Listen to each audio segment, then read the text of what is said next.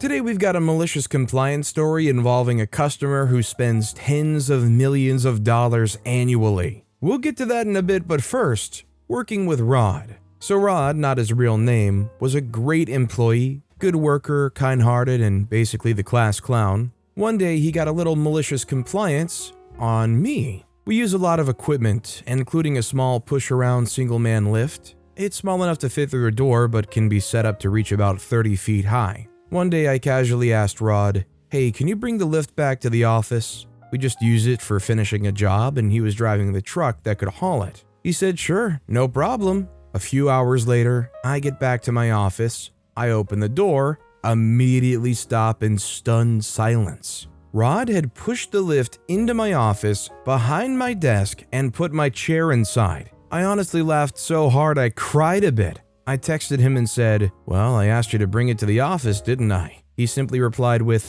"Mission accomplished." He's since retired and I miss him. He still comes to our barbecues and holiday parties. I say this is only hilarious if he's willing to help you get it back out of your office afterwards. Also, hi, I'm Steven, and if you enjoy awesome malicious compliance stories, why not hit that subscribe button down below? That said, our next story is, go get another offer. Okay, this happened last summer. I'd been working at an office for about 3 years. We were starting to come back to a hybrid schedule. Perhaps not coincidentally, not long after I caught COVID and I was just so tired for the next month. My workload had been getting ever higher and higher. Every time I'd tell my manager I had too much to do and we needed to offload some of it to someone else, he would tell me, "Well, you're doing a good job, keep it up." He generally didn't listen to anything you told him, and my job was simpler the more I avoided him. I had previously been at a place I enjoyed, but I took a chance on a move to fill some experience in my career I felt needed. Even up to this point, despite the burnout, I felt like I was in the position I wanted to be in. Then my manager starts telling me about how he's working on hiring someone who used to work there before I did, who was at the place I had come from. He has the same level of experience as me, but he's commanding a salary 20+% higher than I was making. This really upset me. I tried to let it go, but after a few days I confronted my manager, saying that if the new guy was coming in at a higher salary, then I should get a bump in pay too. Go get another offer. I can't do anything unless you get another offer. Something in my head snapped. Between COVID fatigue and burnout, I realized how exhausted I was and that it was time to leave. That day, I called my previous employer, and 3 days later, I had signed a job offer. I'm now making that 20% more, have an appropriate amount of work, and report to a manager who listens to what I say. Weirdly enough, if somebody comes to you and says, "Yeah, we hired somebody from your previous employer who was making 20% more," you're almost advertising to that worker, they just got an open spot and they're making 20% more over there. Maybe it's worth going back. Our next story is, document every detail. I used to work at a call desk, one where my primary duty was to dispatch field personnel to remote locations to solve technical issues and document their findings in tickets on our system. Our direct supervisor was a chronic micromanager. We had received yet another email requesting that we provide as much detail as possible in the tickets, as management would like to know the root cause. We are to ask the field personnel for a root cause. That same shift, I had to call out a particularly prickly individual, and when the issue was resolved, he informed me about what repair he performed. It made sense to me, however. I informed him that I had to ask him what he believed the root cause to be for the equipment failure. He said, "Because it's old and crappy and needs to be replaced." I asked if it was okay if I paraphrased the swearing. He said it was. Some details still need to be omitted, I guess. So my update read something to the effect of,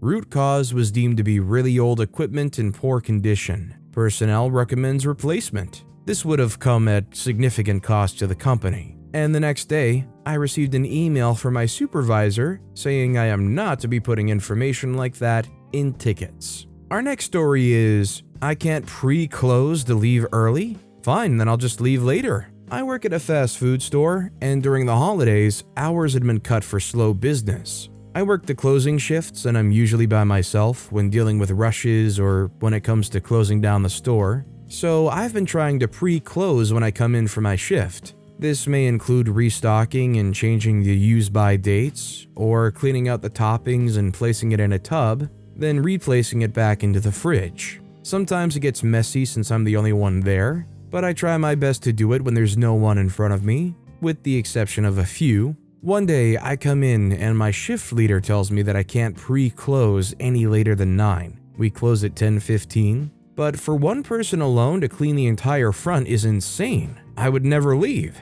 My manager printed out an entire sheet and you had to go through the entire list before actually starting to close. And even if you finish everything on the list, if it wasn't 9 o'clock, you still couldn't pre-close. Here's the malicious compliance. My coworker is the one who taught me the method of pre-closing so we can get out at 10:45 instead of 12. I refuse to do anything but what is in front of me. My job was to serve the customers, not to be prepping food or cooking the food, so I didn't help out at other stations like I used to. I made sure my station was prim and proper, glass shields so clean it looked like it wasn't even there. When there was a rush, I took my time with each customer and really got to know them as some are regulars. But because I'm the only one in the front, I usually rush to kill my line. So I'm not all smiles and conversation as we got lectured on. Because I did this, I didn't get to start closing until after closing time, which meant I didn't leave till 12:30.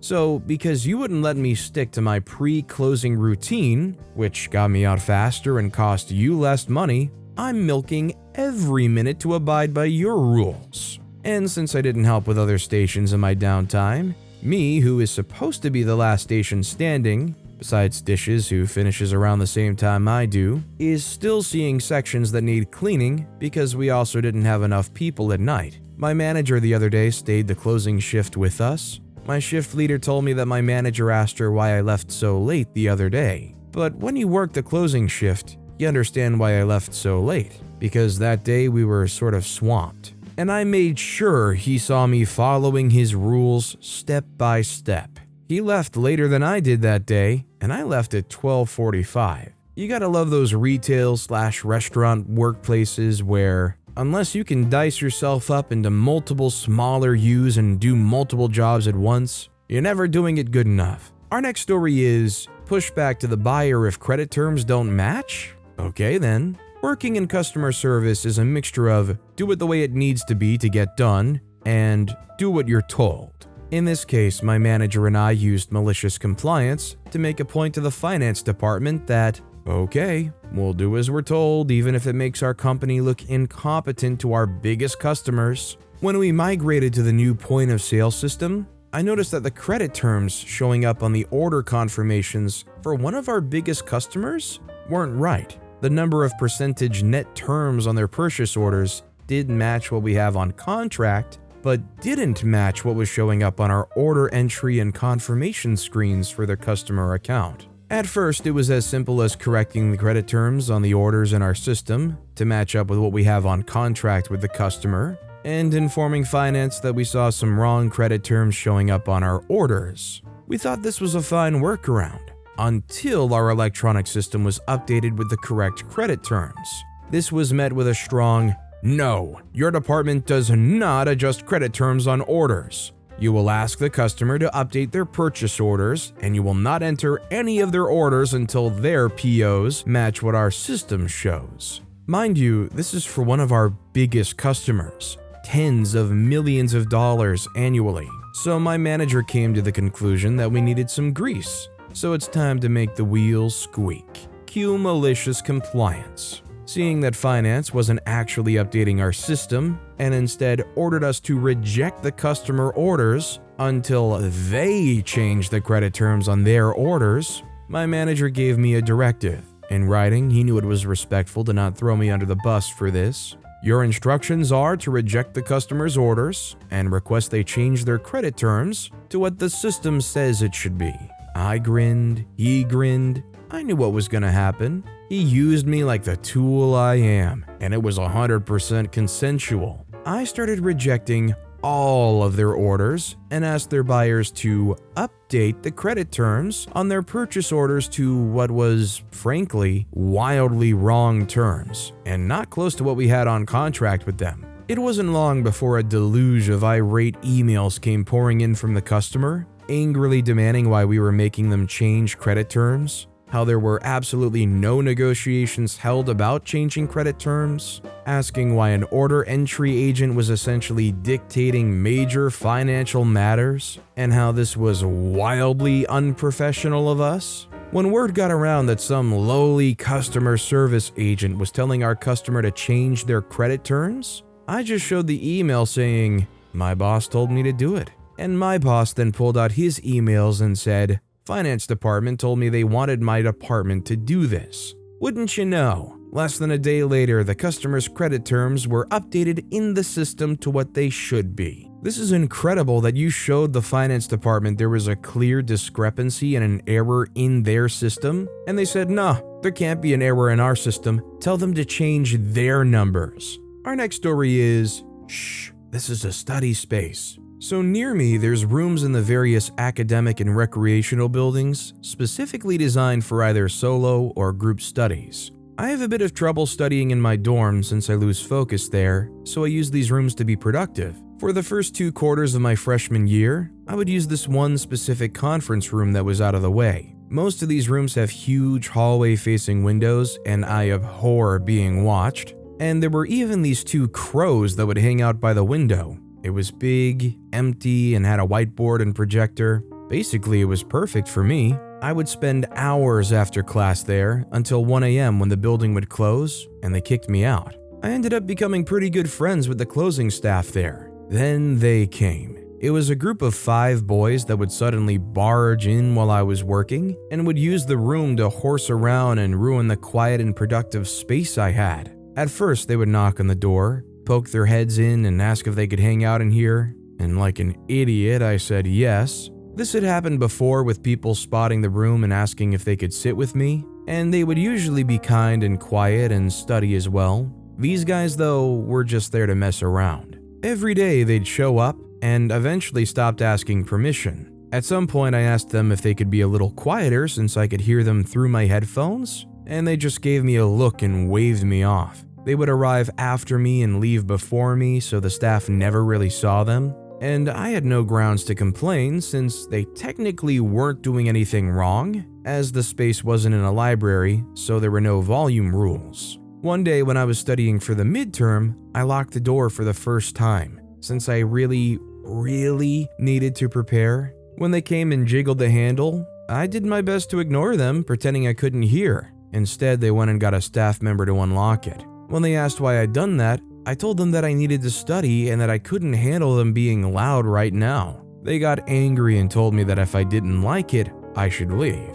I complained that I'd been there first, that there were other better places they could hang out and be loud, but they said it would be easier if I moved. Now, I could, as there were plenty of other study rooms, but in theory, so could they, as well as going to designated social spaces where they could be as loud as they wanted at their dorms. This room was tucked away and I'd gotten comfortable using it as my counselor had shown it to me when I was having trouble with mental health at the start of the year due to academic stressors. They had stopped being nice and gracious, treating me like I was the invader instead of them, and it annoyed me to no end. The next day, one of the guys was sitting in there alone when I arrived and the door was locked. He looked up and leered at me, literally laughing in my face. He poked his head out and told me that he was here first and to go elsewhere because this was their room. I said, "But I've been studying here all year. Why do you want this room so badly?" He says, "First come, first serve. Better find somewhere else to study from now on. It's not like your name is on this place."